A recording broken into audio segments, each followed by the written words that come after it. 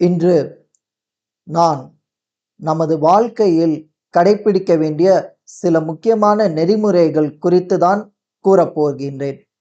நாம் ஒரு வேலையை செய்வதற்கு முன்பு இறைவனை வேண்டிக் கொள்கின்றோம். அப்படி வேண்டிக் கொள்கின்ற நேரத்தில் என்றுமே நமக்கு இறைவன் மீது ஒரு நம்பிக்கையும் இருக்க வேண்டும்.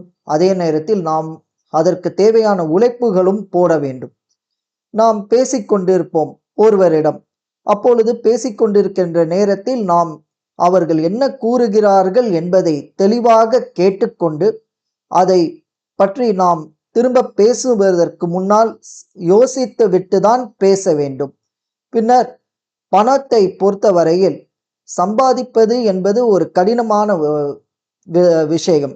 அதை சம்பாதித்த பின்னர் செலவழிப்பது குறித்து எங்கெல்லாம் செலவழிக்கிறோமோ அந்த இடங்களில் நாம் யோசித்து செலவு செய்ய வேண்டும்.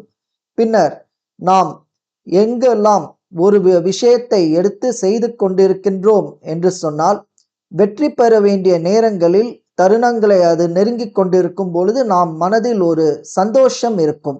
அதே நேரங்களில் ஒரு சின்ன தப்பு நடந்து விட்டது, ஒரு தவறு நடந்து விட்டது என்று சொன்னால் அதில் இருந்து நாம் வெளியே வந்துவிடலாமா என்பதுதான் நம் மனதிற்கு தோன்றும்.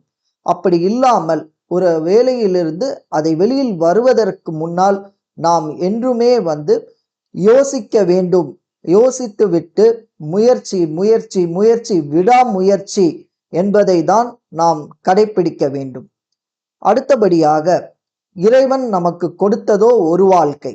அந்த ஒரு வாழ்க்கையை நாம் என்றுமே அன்பாக, மகிழ்ச்சியாக, என்றும் ஆரோக்கியமாக இருந்து வாழ்ந்து விடலாமே என்பதுதான் நான் கூறுகின்றேன். நன்றி, வணக்கம்.